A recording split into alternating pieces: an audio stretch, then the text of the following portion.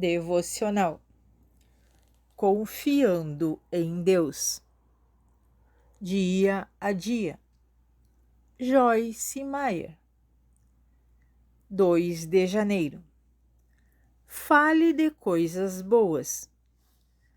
Mas eu lhes digo, no dia do juízo, os homens terão de prestar contas por cada palavra fútil, ineficaz, inoperante que disseram.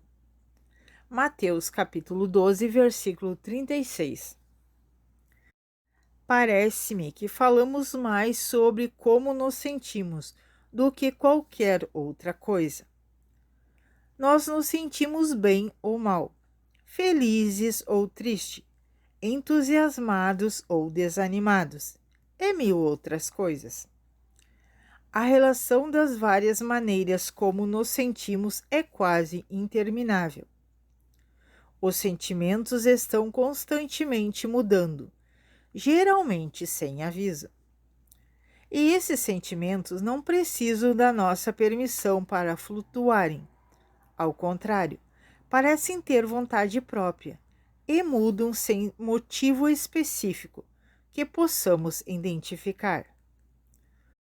Todos nós já fomos nos deitar nos sentindo bem fisicamente e emocionalmente, e acordamos na manhã seguinte nos sentindo cansados, irritados. Por quê? Por que estou me sentindo assim? Fazemos essa pergunta a nós mesmos. E depois geralmente começamos a dizer a quem quiser ouvir como nos sentimos. É interessante notar que temos a tendência de falar sobre os nossos sentimentos negativos do que acerca dos nossos sentimentos positivos. Se eu acordar me sentindo cheia de energia e empolgada com o dia, raramente anuncio isso a todos que entram em contato comigo. Entretanto, se me sinto cansada e desanimada, quero dizer isso a todos. Levei anos para aprender que falar a respeito da maneira como me sinto aumenta a tendência desses sentimentos. Portanto, parece-me que devemos ficar calados com relação aos sentimentos negativos e falar dos positivos. Você sempre pode dizer a Deus como você se sente e pedir a ajuda e força dele. Mas falar dos sentimentos negativos só por falar, de nada adianta. Se os sentimentos negativos persistirem, pedir oração ou aconselhamento com base na verdade bíblica é bom. Porém, mais uma vez quero enfatizar que falar apenas por falar é inútil.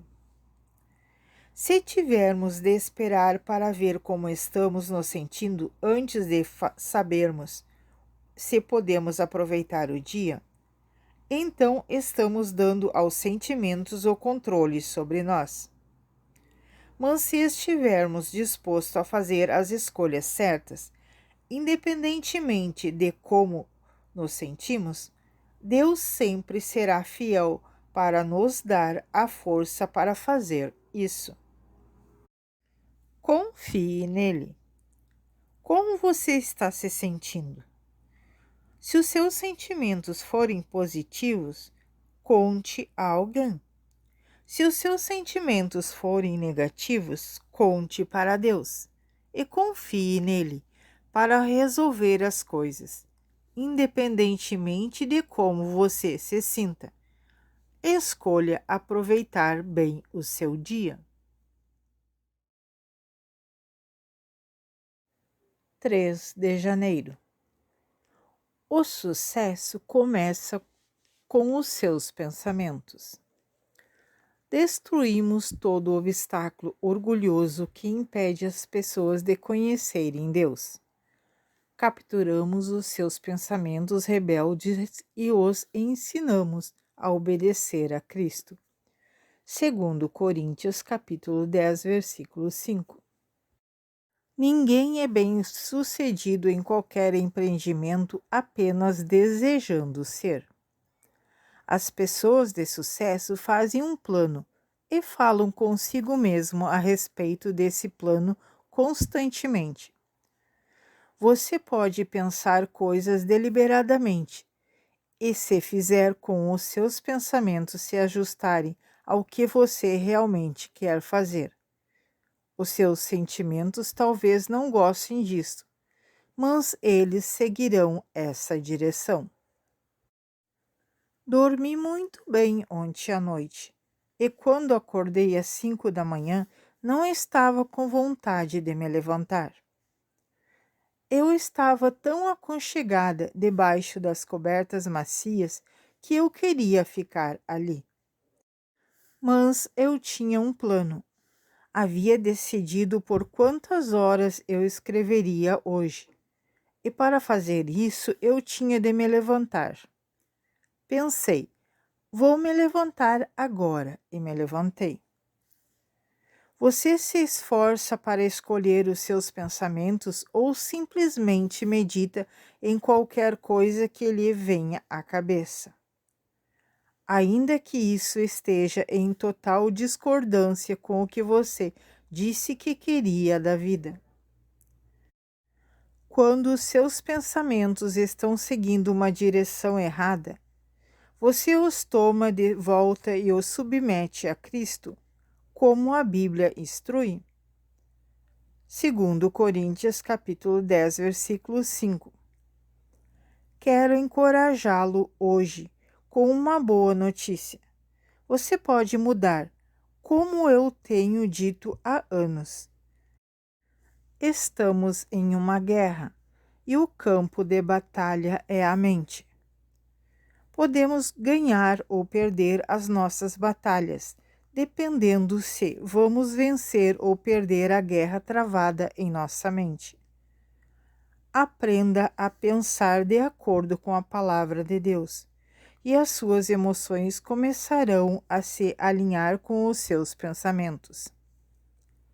Se você passou anos tendo pensamentos errados e deixando que as suas emoções os guiasse como eu fiz, talvez não seja fácil mudar, e isso exigirá definitivamente um comprometimento de estudo, tempo e esforço.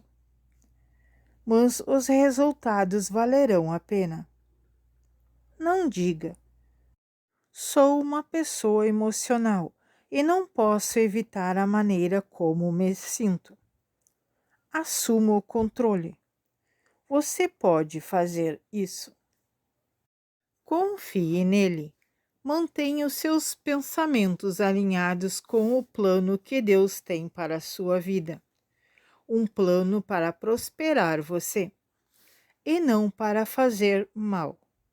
Jeremias capítulo 29, versículo 11. Assuma o controle dos seus pensamentos, entregando-os a Deus. 4 de janeiro. Você não foi feito para viver culpado.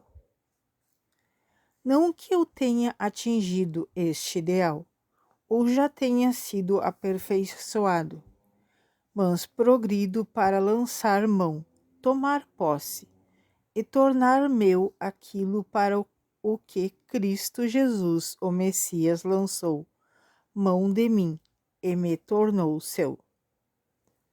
Filipenses capítulo 3, versículo 12.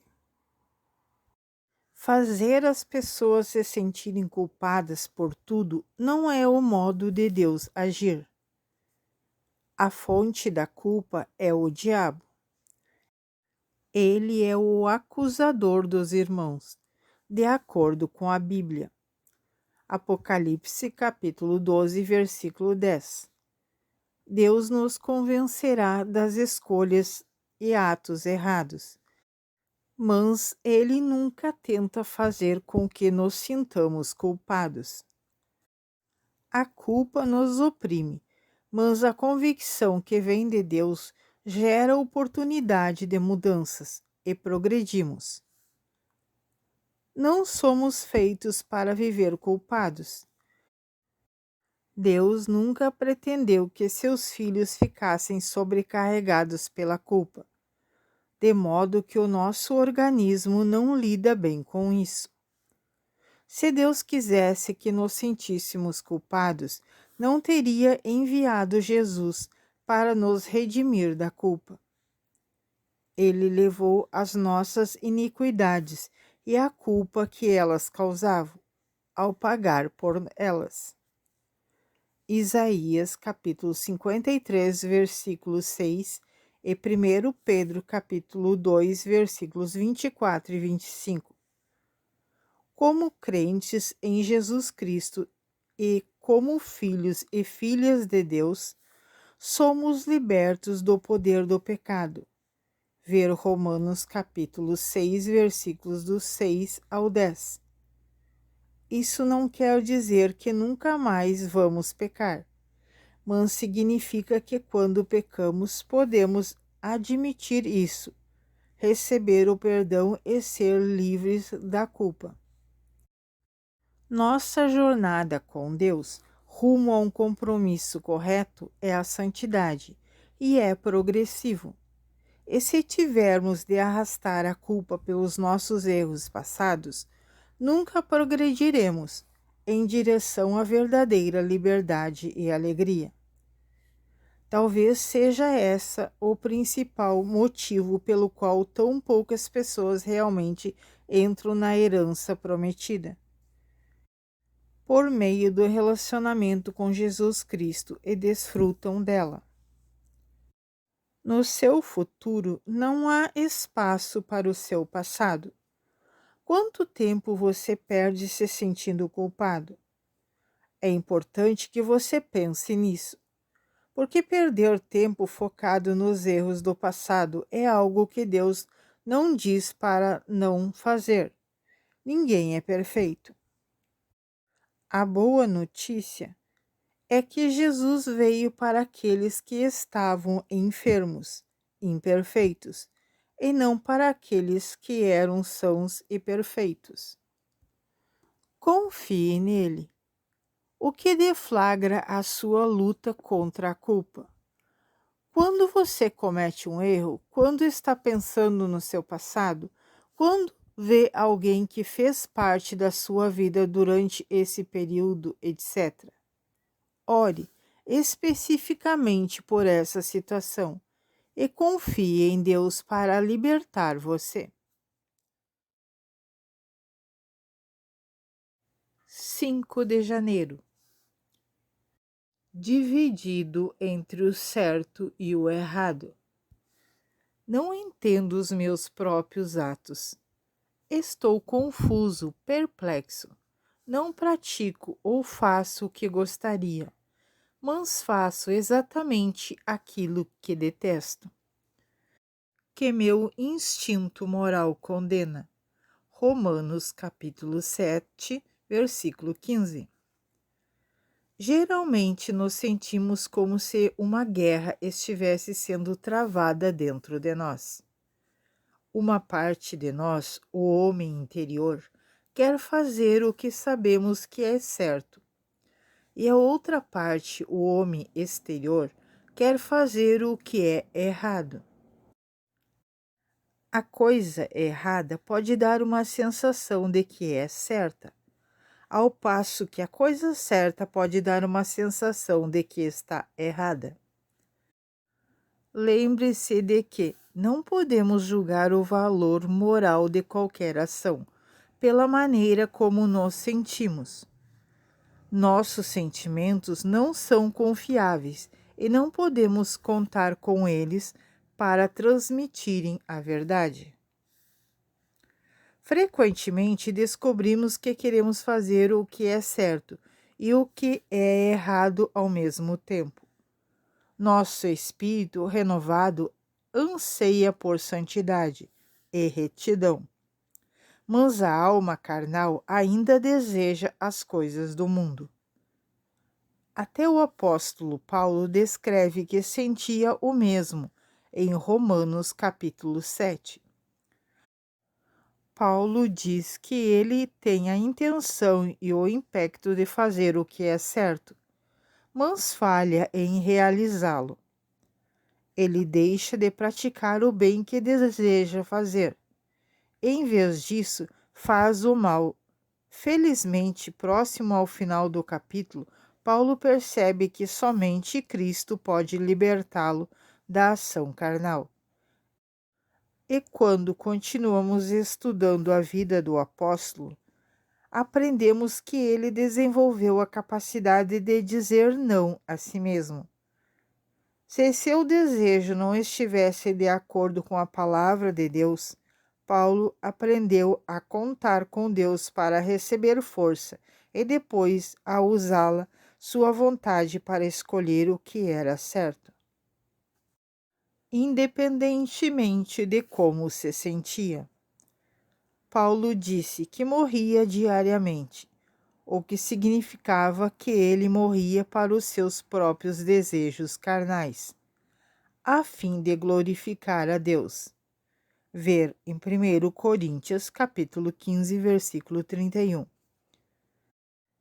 A verdade é que precisamos morrer para nós mesmos, se quisermos viver genuinamente e verdadeiramente a vida que Deus providenciou para nós, por meio de Jesus Cristo. Quando estamos dispostos a viver segundo os princípios bíblicos, e não pela emoção, estamos morrendo para o egoísmo e desfrutando a vida abundante de Deus. Estou certa de que você já ouviu o ditado: não há bônus sem ônus. Todas as coisas boas na vida requerem um investimento antes que possamos ver a recompensa. Confie nele. Ore e peça a Deus para lhe mostrar uma área específica em que você precisa abandonar o egoísmo. Quando ele lhe mostrar, não desanime, nem tenha medo. Confie em Deus para transformar você. 6 de janeiro. Há um grande valor na variedade. Eis que vi que é bom e apropriado é alguém comer e beber e ter prazer no trabalho em que trabalha, sob o sol por todos os dias que Deus lhe der. Porque esta é a sua porção, que lhe foi destinada. Eclesiástico, capítulo 5, versículo 18. Se fizermos a mesma coisa repetidamente, mais cedo ou mais tarde vamos ficar entediados. Não temos de esperar que alguma coisa boa aconteça conosco. Podemos ser determinados e fazer algo bom por nós mesmos. Para muitos de vocês, sei que essa é uma ideia nova, que pode parecer estranha e até mesmo pouco espiritual. Mas posso lhe garantir que ela faz parte dos planos de Deus. Você pode criar variedades em sua vida, e isso o manterá mais empolgante.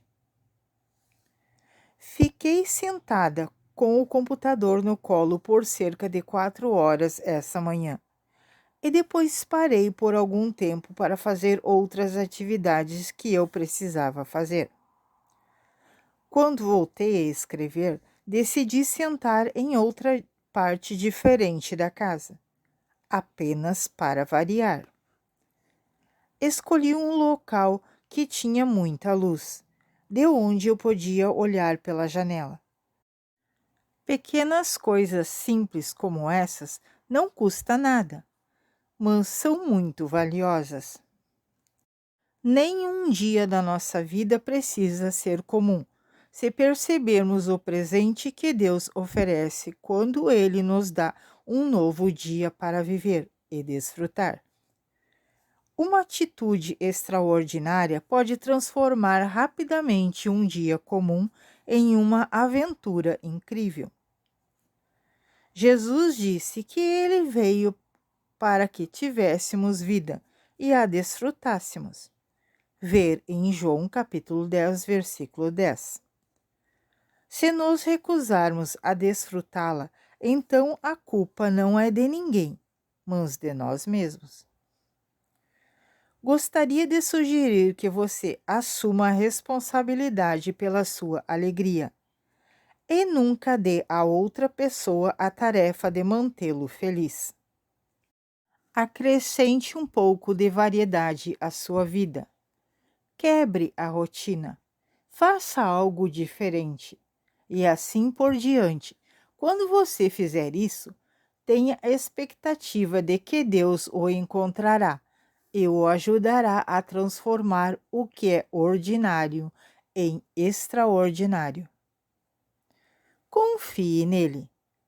Que atividades específicas você pretende fazer de diferente hoje? Acrescente um pouco de variedade à sua rotina diária e confie que Deus irá abençoá-la.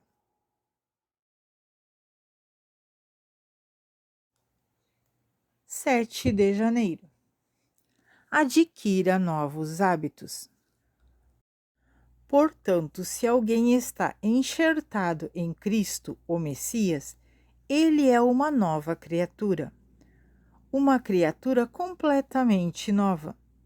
O velho estado moral e espiritual morreu.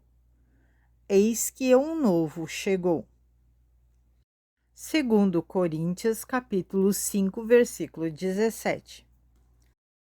A palavra de Deus nos ensina que quando recebemos Cristo como nosso Salvador e Senhor, Ele nos dá uma nova natureza. Ele nos dá a sua natureza. Ele também nos dá um espírito de disciplina e de domínio próprio, que é vital para permitir que escolhemos os caminhos da nossa nova natureza. Ele nos dá uma mente equilibrada. Ver 2 Timóteo capítulo 1, versículo 7.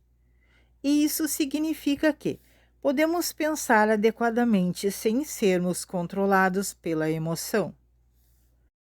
O modo como costumamos reagir chega ao fim, e temos todo o equipamento que precisamos para adotar uma maneira completamente nova de comportamento.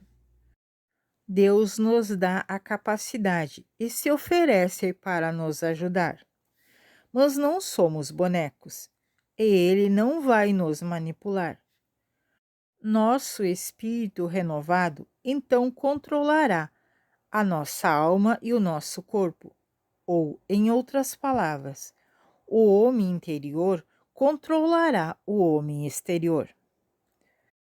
Sem a ajuda de Deus, temos dificuldades em fazer as coisas com moderação. Com frequência comemos demais, gastamos dinheiro demais, divertimos-nos demais e falamos demais. Somos exagerados em nossos atos, porque agimos emocionalmente. E depois que tomamos certas atitudes e não há como voltar atrás, lamentamos tê-las tomado.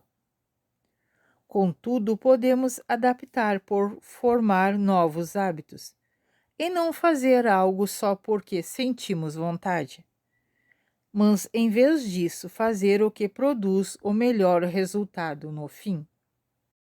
Não temos de viver lamentando.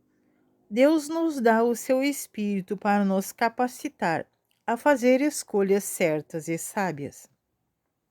Ele nos incentiva, guia e orienta. Mas ainda temos de dar o voto decisivo. Se você tem dado o voto errado, tudo o que precisa fazer é mudar o seu voto. Formar novos hábitos exigirá que você tome a decisão de não fazer o que sente vontade de fazer, exceto se isso estiver de acordo com a vontade de Deus. Confie nele. Deus quer que você viva a sua nova natureza, e não a velha. Todas as vezes que você coloca sua confiança nele, e dá o voto decisivo para obedecer, o Espírito do Senhor transforma você e o torna mais semelhante a Ele.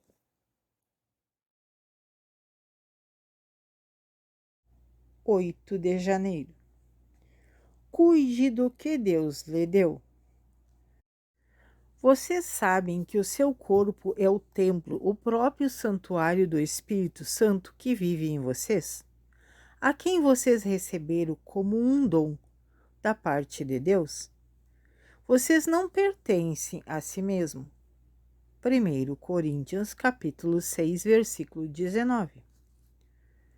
O que você pensaria se fosse a uma igreja e ela estivesse destruída?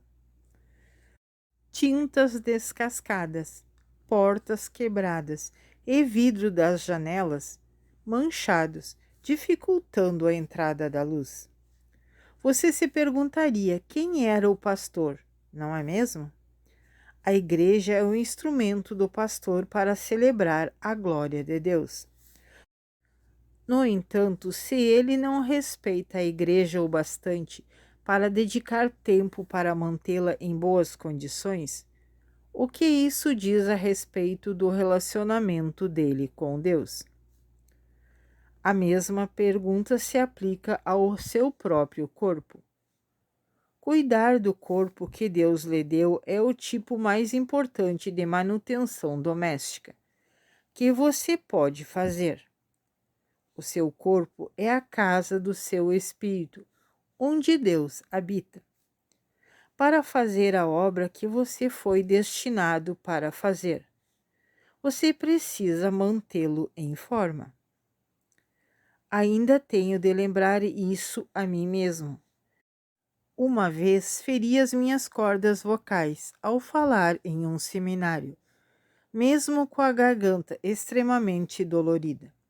Naquela manhã, quando acordei, eu sabia que não deveria falar, mas pensava na decepção de todos os que estariam ali se eu não falasse.